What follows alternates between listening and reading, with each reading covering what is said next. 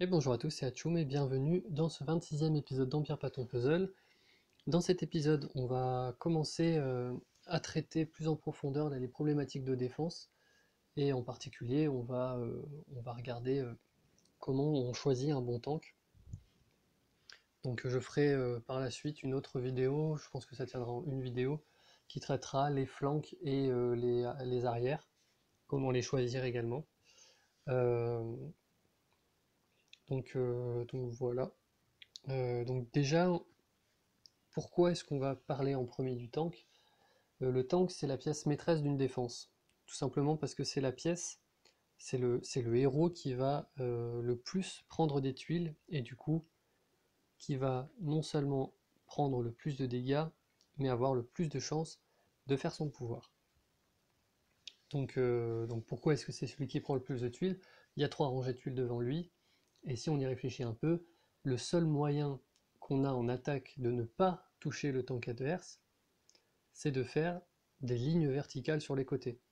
Donc ça fait un nombre de combinaisons qui sont en fait assez faibles comparé à ce que les autres héros de la défense vont prendre comme tuile.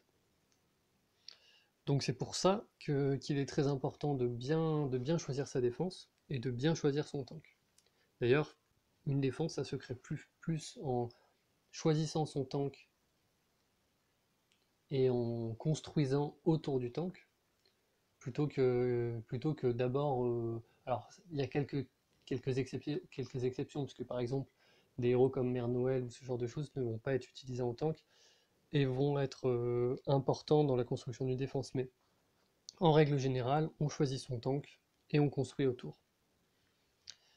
Donc, pour, euh, pour nous aider dans ces analyses-là, on va utiliser un site que je vous recommande d'utiliser, au moins d'aller jeter un coup d'œil.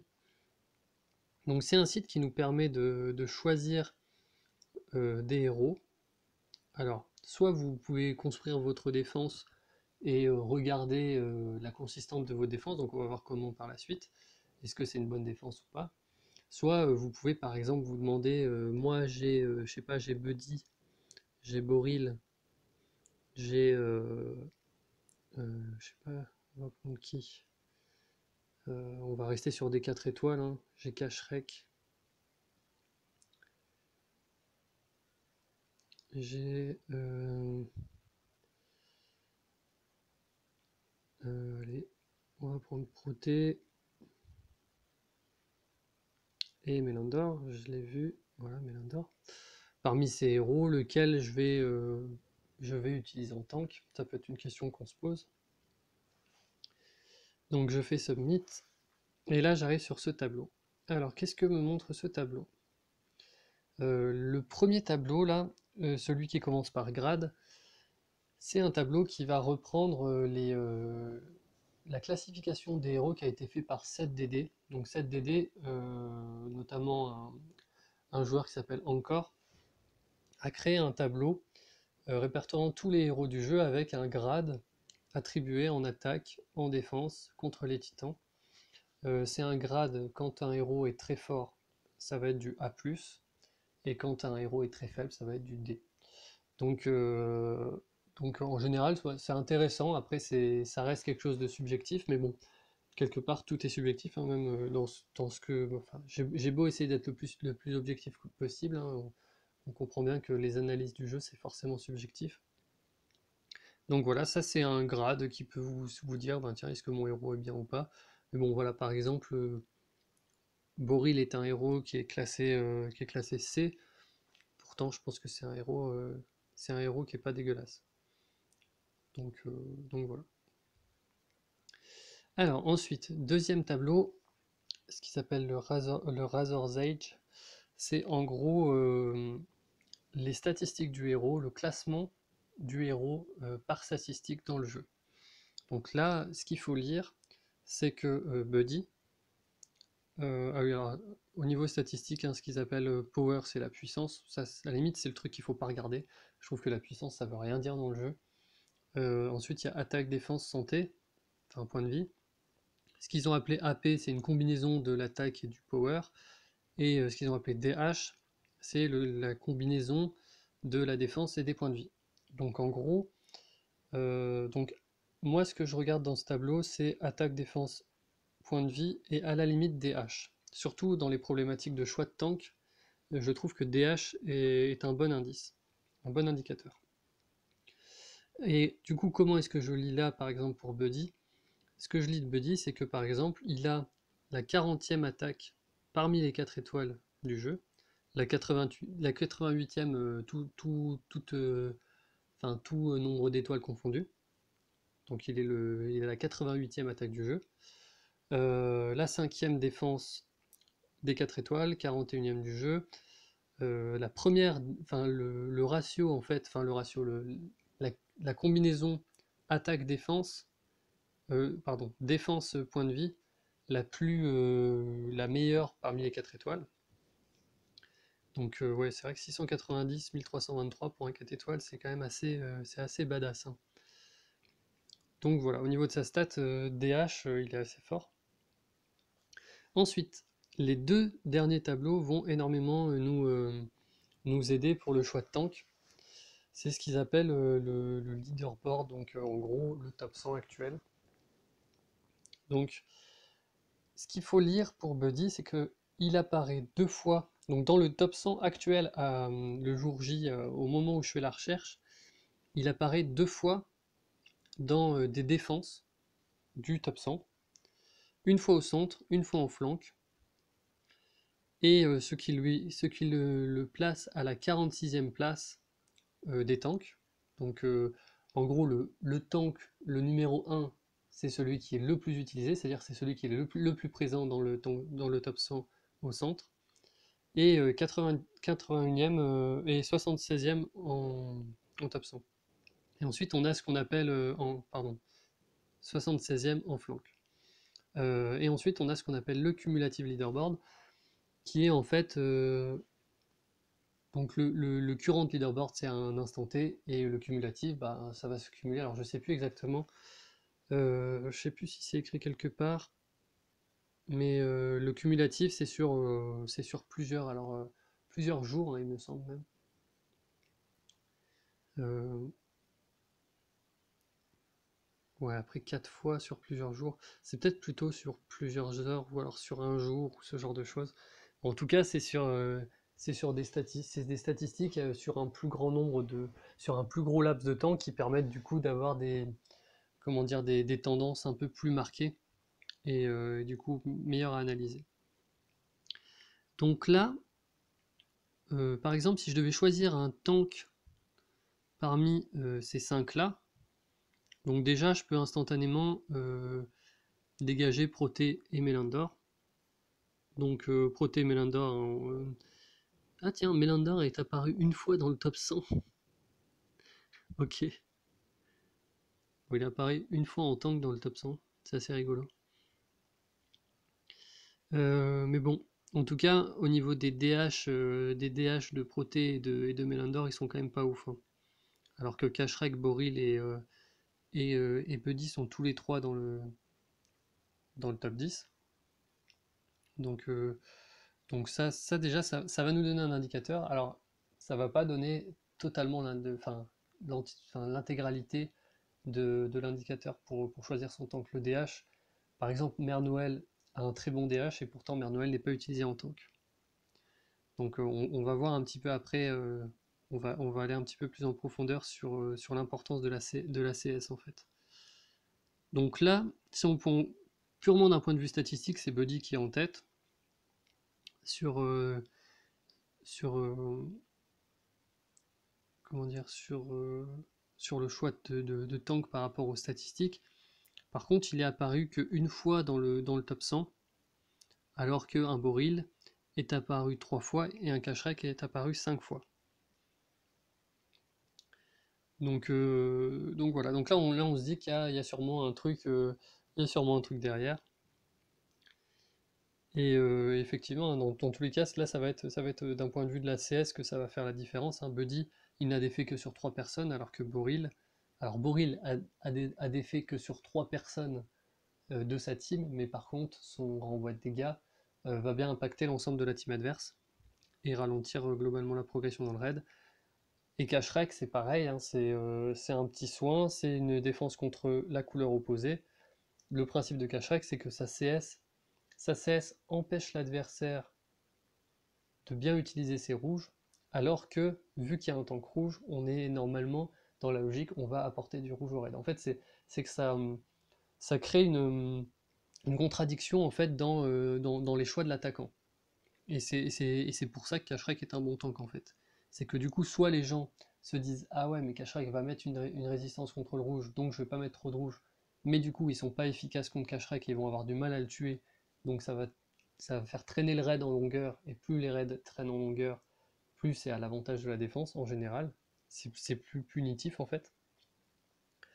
Euh, Soit l'attaquant se dit bon bah tant pis, je mets du rouge. Et du coup, ce qui peut se passer, ben, soit il a du rouge, il défonce Cacherek, il défonce le raid, pas de problème. Soit ce qui va se passer, c'est qu'il va ne pas avoir enfin, ne va pas avoir de rouge au début sur son puzzle, et du coup, Cacherek aura le temps de faire son pouvoir, et une fois que Cacherek a fait son pouvoir, ses rouges seront beaucoup moins efficaces. Donc, il va avoir beaucoup de mal à tuer Cacherek. En fait, ça fait rentrer dans une boucle attaquant. C'est pour ça que Cacherek est un bon tank à petit niveau. Ouais, à moyen niveau, on va dire. Voilà. Donc maintenant, donc là, on a déjà pas mal réfléchi un petit peu sur le rôle de tank, sur l'importance de la CS, là, sur cet exemple avec des 4 étoiles. Maintenant, pour aller un peu plus en détail, je vous propose deux choses. On va regarder 5 héros qui ne sont pas parmi les meilleurs tanks. Donc on va regarder les 5 étoiles maintenant. Et ensuite, on regardera les 5 meilleurs tanks actuels. Donc, là, j'ai pris 5 héros, plus ou moins au pif. Je savais que dans tous les cas, il serait pas ultra bon en tank, sauf Ariel où j'avais un doute, et du coup mon doute est confirmé puisqu'elle est quand même pas trop mal classée, hein, surtout actuellement.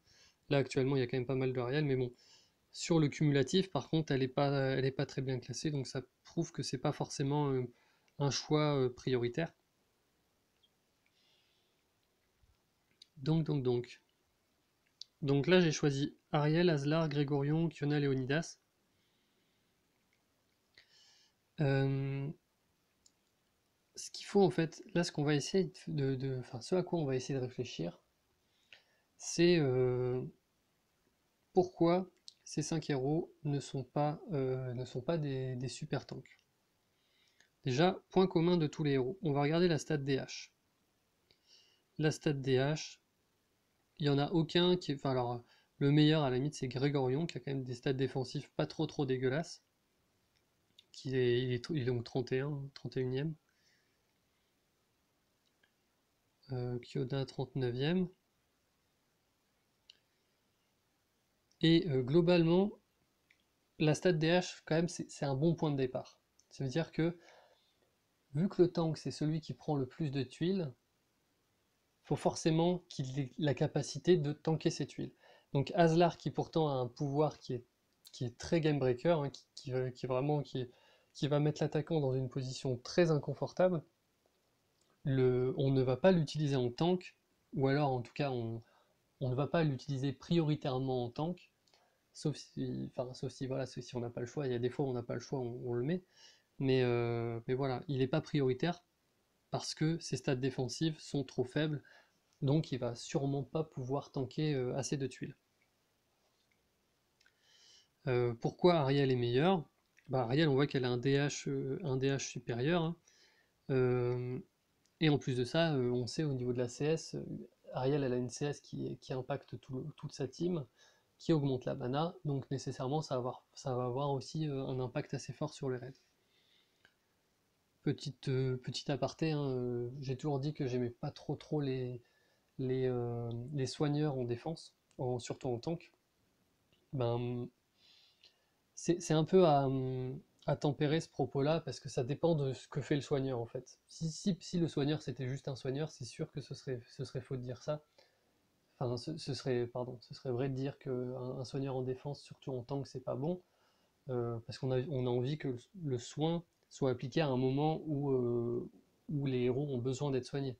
Donc le tank, étant donné que c'est le premier à prendre les dégâts, si il ne fait que soigner lui-même, ça perd quand même en intérêt. Donc il faut qu'il fasse autre chose. Ariel, ce qu'elle fait d'autre, c'est qu'elle augmente la mana. Donc c'est pas mal, mais bon, on voit en termes de statistiques que c'est pas assez pour être bon en tank. Ensuite, si on prend le Grégorion, Kiona, Léonidas, donc ils sont tous les trois bon, Grégorion et Kiona qui sont des excellents héros, Léonidas qui est un héros... bref, voilà, on a vu mieux. Donc Léonidas, pourtant, il a quand même cette capacité de se soigner. Donc ça veut dire qu'on on pourrait penser que justement, lui, c'est un soin individuel, il baisse la mana d'une cible, il se soigne, ça le mettrait dans une bonne position pour être tank. Mais en fait, pas du tout, parce que Léonidas, son problème, c'est qu'il ne va impacter qu'une cible. Et globalement, Kiona et Grégorion, c'est pareil, ils n'impactent qu'une cible. Donc on sent bien que, avec ces exemples-là, le tank, si possible, il faut qu'il impacte plusieurs cibles. Soit qu'il impacte plusieurs cibles, soit qu'il impacte plusieurs alliés. Donc Kiona impacte peut-être plusieurs alliés en donnant un peu de dégâts supplémentaires. Grégorion donne des chances de coup critique, ça impacte un peu les alliés, mais c'est pas suffisant. Donc on va voir par la suite qu'est-ce qui peut être suffisant. Donc voilà, donc là on a vu des tanks qui étaient pas ouf. J'espère que vous avez un petit peu compris quand même comment lire les tableaux, parce que sinon je pense que je suis en train de parler dans le vent. J'espère vraiment qu'en commentaire vous... Enfin, si vous n'avez pas bien compris, je vous invite vraiment à aller manipuler le site. C'est ce site-là, donc enphero.com.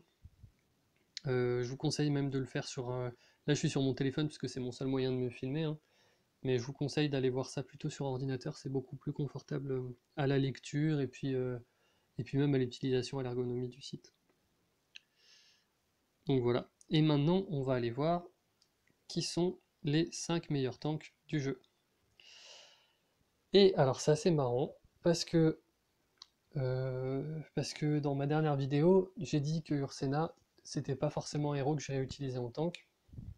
Et du coup, ben, je suis un peu forcé de constater que si, c'est un très bon héros en tank, puisqu'elle fait quand même souvent son apparition, et je pense que c'est pas pour rien. Donc bah, clairement, je pense que je me suis trompé un petit peu dans mes analyses au dernier épisode, hein, sur les héros d'Atlantis. Et on va essayer de comprendre pourquoi. Donc, le meilleur tank, le numéro 1, c'est actuellement Kun Shen. Le numéro 2... Oh, attendez, je vais regarder le cumulatif. Ah, Ursena est en fait en cumulatif, elle est que 8ème. Bon, du coup, j'ai pas vraiment les 5 meilleurs tanks. Je pense que le 5ème, c'est peut-être Ares en cumulatif. Ah, dommage. Bon, c'est pas grave. En tout cas, on a les 4 meilleurs tanks et on a un tank qui est pas dégueulasse. Donc, en cumulatif, le premier c'est Guenièvre, le deuxième c'est Gravemaker, le troisième c'est Kun Shen et le cinquième c'est Aegir. Donc en fait, c'est la 4ème place qui nous manque. Alors, qu'est-ce qui fait que tous ces héros sont des bons tanks? En fait, pour ça, faut déjà regarder. Bon, déjà, on va regarder leur DH, hein. Leur DH, Kun Shen, il est 7ème. Alors, Feather, c'est particulier. Feather, il est 25ème. Ça peut paraître un petit peu léger. Mais bon, on va vite se rendre compte en fait que il a peut-être moins besoin d'être tanky que les autres. Aegir, il est 8ème. Guenièvre, 16ème. Et Ursena, 50ème. Donc, Ursena aussi, c'est un peu particulier. Alors lequel je traite en premier? Kun Shen, en fait, on se rend assez facilement compte pourquoi c'est un excellent tank. Alors, certes, il est lent, mais c'est lui qui va recevoir le plus grand nombre de tuiles. Donc, petit tips pour la défense, si vous avez des lents, alors, il va y avoir des exceptions, Mère Noël, etc., je sais, même Aslar, qui peut, s'il apparaît dans une défense, il peut avoir sa place ailleurs qu'en tank, je suis d'accord. Mais en général, si vous avez un tank, si vous avez un lent, il faut qu'il soit près du centre. Plus un lent est éloigné du centre, moins il aura de chances de faire son pouvoir. Donc Kun Chen là-dessus, c'est pas trop mal, enfin, sur le fait qu'il soit lent, mais qu'il soit tank. Donc quelque part, ça va dans le bon sens. Ça veut rien dire ce que je viens de dire, oublier. Euh, Attendez, je suis en train de réfléchir un peu à mes analyses. Donc en gros, Kun Chen, qu'est-ce qu'il fait? Il soigne, il baisse la défense de tous les ennemis. Bon, clairement, c'est la principale raison pour laquelle Kun Chen est utilisé en tank. Il va impacter le raid, enfin il va mettre l'attaquant dans une situation où toute sa défense va être diminuée. Donc ça veut dire que si jamais il y a il y a des pouvoirs qui se déclenchent dans les flancs de Kun Chen ou à l'arrière, ou même des attaques normales, parce que ça compte aussi la réduction de défense sur les attaques normales, les dégâts vont être augmentés. Donc, euh, donc voilà, le fait qu'il se soigne, en fait, c'est secondaire. Euh, Là où ça va dans le bon sens, c'est que du coup, ça va lui permettre lui-même de tanker un plus grand nombre de tuiles, le fait de pouvoir se soigner. Mais par contre, je trouve ça vraiment secondaire. La raison pour laquelle il est bon tank, c'est principalement parce qu'il réduit la défense des ennemis. Et ensuite, comme j'ai dit, pourquoi est-ce qu'il va être capable de faire son pouvoir? C'est parce qu'il a cette défense et ses points de vie qui sont ultra élevés comparés à la moyenne des héros, bah, qui fait qu'il va il va avoir la capacité de tanker assez de tuiles et de faire son pouvoir. Parce qu'un tank, il va être bon à partir du moment où il va être capable de faire son pouvoir. Donc voilà, ça explique pourquoi Kun Chen est un bon tank. Pourquoi maintenant Gravemaker est un bon tank? Alors Gravemaker, il est moins fort en défense et en point de vie. Mais lui, il est très rapide. Ça veut dire que de base, il va avoir besoin alors, de 6 ou 7 tuiles selon la troupe que vous lui avez mis, 6 ou 7 tuiles de chargement. Ça veut dire qu'il va avoir de grandes chances de faire une fois son pouvoir, qui en plus est un pouvoir qui va prendre effet sur plusieurs tours, qui va grignoter les points de vie adverses. En fait, il y a deux stats importantes hein, dans le jeu, il y a les points de vie et la mana. Si vous arrivez en raid à grignoter l'un ou l'autre, ça vous met en fait dans une bonne situation, puisque en fait le jeu marche sur une balance entre consommer de la mana pour diminuer les points de vie. Donc en fait, si vous atteignez l'une ou l'autre de ces deux stats avec votre tank, c'est nécessairement ça qui va faire pencher la balance. Et donc, Kun Chen, il grignote les points de vie par le fait qu'il diminue la défense, du coup il va permettre à ses coéquipiers de faire plus de dégâts, donc de grignoter plus facilement les points de vie. Et Gravemaker, c'est directement son propre pouvoir avec une application d'un dot. Donc je rappelle que les dots, vous avez beau diminuer l'attaque de Gravemaker, son dot va toujours faire les mêmes dégâts. À vérifier. À vérifier, je suis pas sûr de ce que j'avance, mais en tout cas ce dot, il fait énormément de dégâts dans le cas de Gravemaker. Donc voilà, c'est un. Donc en gros, pardon, le fait qu'il ait une défense un petit peu plus haute que les autres, enfin un petit peu plus basse pardon que les autres, un classement un peu moins bon que les autres, c'est compensé par le fait qu'il soit très rapide. Donc voilà, il va avoir le temps de faire une fois, voire deux fois sa CS. Donc voilà. Ensuite, Aegir, on comprend bien tout de suite, lui aussi c'est au niveau des points de vie, mais de sa propre team qui va agir principalement. Il va empêcher, vu qu'il met en place un partage de dégâts et qu'il augmente la défense, bah, il va empêcher l'adversaire de faire des lourds dégâts en fait et de pouvoir focaliser parce que le raid en attaque ça marche par focalisation. Pour gagner un raid en général, ça sert à rien de mettre tout le monde à 200 points de vie. Si vous voulez gagner, le mieux c'est de finir des héros. Le partage de dégâts, ça empêche ça. Et en plus de ça, du coup ça force l'adversaire à prendre des héros qui diminuent les effets, enfin qui retirent les effets des ennemis. Donc et Aegir, bah pareil, hein, il a une très bonne défense, très bon point de vie. Il est en vitesse moyenne. Donc voilà, si on compare à Kun Chen, je dirais même que Aegir, niveau des stats, c'est un meilleur tank. Après, on voit bien que finalement la raison pour laquelle Aegir est un petit peu moins fort, je pense, que Kun Chen, c'est parce que il y a des héros rapides, donc Kaedmon, Zéline, qui permettent de retirer les effets des ennemis, alors qu'il y a très peu de héros rapides qui permettent de retirer les effets sur les alliés. Donc il y a Zinkita qui peut faire ça, mais qui est assez rare dans les decks. Euh, et je crois qu'il y a que elle, hein, en rapide, qui est capable de retirer les effets des alliés. Bon, dites-moi d'ailleurs dites-moi dans le commentaire si vous en voyez d'autres, mais je vois que ça. Et donc Guenièvre, elle va agir sur la mana, elle va grignoter la mana des ennemis. Et donc, je sais pas si j'ai besoin vraiment de dire pourquoi Guenièvre est un bon tank. Elle a des très bonnes stats de défense, point de vie. Elle grignote la mana. En plus de ça, elle relève les points de vie de ses alliés. Donc voilà. Et donc, pour en revenir à Ursena, pourquoi est-ce que je me suis planté en disant que c'était pas forcément un bon tank? Plusieurs raisons. Je pense que Ursena, déjà, ça provoque un petit peu le même type de contradiction en fait que Kashrek. Parce que contre Ursena, on a envie de mettre du jaune. Si on a du jaune, on tue facilement Ursena. En plus, elle a des stats de défense qui sont pas ouf. Donc bon, globalement, c'est pas. Enfin, ça va pas être difficile de la tuer avec des tuiles jaunes, hein. Si on est en mono, il va falloir 3 tuiles, je pense. Si on est en 3-2, il va falloir 7 ou 8 tuiles. C'est assez facile à aller chercher.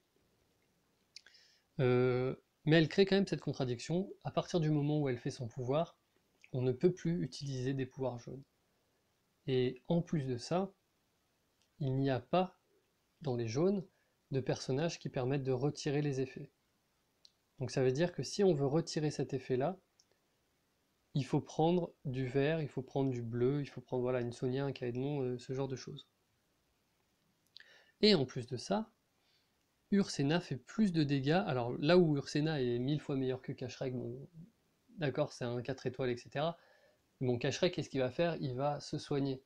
Ursena, non seulement elle va faire cet effet-là qui va bloquer la couleur forte de l'adversaire, mais en plus de ça, elle va, elle va forcer l'adversaire à s'affranchir de. Attendez, je sais plus ce que je disais. Ah oui, non, là on parlait des dégâts. C'est que bah, elle va faire des dégâts en fait. Là où Kashrek fait que soigner, finalement il va se soigner lui-même, puisque normalement ses flancs vont avoir pris très peu de dégâts quand il va faire son pouvoir. Enfin, je parle statistiquement. Et Ursena non, elle soigne pas les alliés, elle va directement attaquer les ennemis, et avec des dégâts qui sont vraiment pas négligeables, hein. Je sais pas si vous vous êtes pris en début de. Si vous prenez le pouvoir d'Ursena en début de raid, alors que vous êtes parti en mono jaune, je peux vous assurer que une fois sur. Enfin, on va dire que vous pouvez gagner le raid une fois sur 10, quoi. C'est tellement violent que. Voilà. Voilà, parce que 260% de dégâts et en plus extra damage to holy, je crois que c'est. Je sais plus si c'est le double des dégâts ou. Je sais plus exactement. Si elle inflige le double ou peut-être un petit peu moins. Mais bon, du coup, voilà, je pense que dans ma dernière analyse, j'ai un peu trop vu le facteur stat et pas assez le facteur CS où elle a quand même une CS assez violente, ce qui en fait quand même un assez bon tank, hein. C'est pas non plus. Enfin, 8ème actuellement, c'est pas non plus. Enfin, c'est pas non plus dégueulasse, hein. Donc ça en fait un bon tank. Donc voilà, donc en gros, ce qu'il faut retenir, c'est que pour choisir son tank, alors déjà vous pouvez utiliser ENP Hero comme site, avec par exemple, si vous avez aucun des héros là dont j'ai parlé, vous mettez tous les héros que vous voyez potentiellement en tank, et déjà vous pouvez regarder avec les statistiques, la statistique DH et avec le cumulative leaderboard, vous pouvez regarder si lequel de vos héros serait le meilleur tank, mais vous pouvez simplement réfléchir à comment mon héros va impacter le raid. Donc voilà, mais si par exemple vous devez, je sais pas, vous devez choisir entre Marjana, Thorn, Sartana et June, bah, vous voyez que les quatre vont pas forcément avoir un super impact en termes de CS. Donc ce qui va primer, c'est sûrement alors la rapidité, parce que je pense que la rapidité ça peut être intéressant, mais aussi les stats. Il y a un ratio en fait rapidité stat qui fait que, par exemple, Thorn va peut-être être un meilleur tank que Marjana. Parce que pourtant Marjana est rapide, mais bon, Thorn a tellement des stats défensifs plus gonflés que ça peut être plus intéressant. Tiens, d'ailleurs, je vais le faire. On va regarder entre Marjana. Alors, ouais, c'est super chiant à utiliser sur mobile, hein. Sur ordinateur, la liste déroulante est beaucoup plus petite. Et du coup, c'est beaucoup plus rapide d'avoir enfin, d'atteindre ces héros, quoi. Marjana, Thorn, et puis on avait dit quoi? On avait dit Sartana. Je vais faire que les trois, hein. Je vais pas aller en chercher un autre, ça prend beaucoup trop de temps.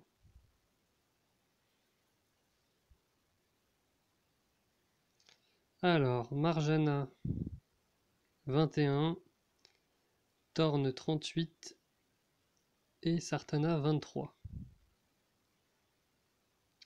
Donc, ce qui prime, c'est plutôt la rapidité. Alors, faut voir aussi qu'il y a le facteur emblème, hein. C'est que je pense que dans le leaderboard, les personnes qui ont utilisé Marjana, ils ont des emblèmes dessus, hein. Actuellement, il y a quand même beaucoup de gens qui ont des emblèmes dans leur défense. Donc les stats sont un peu plus gonflés. Mais bon, on me dira pour Thorn aussi. Ah, j'aurais pensé que Thorn était un peu mieux placé.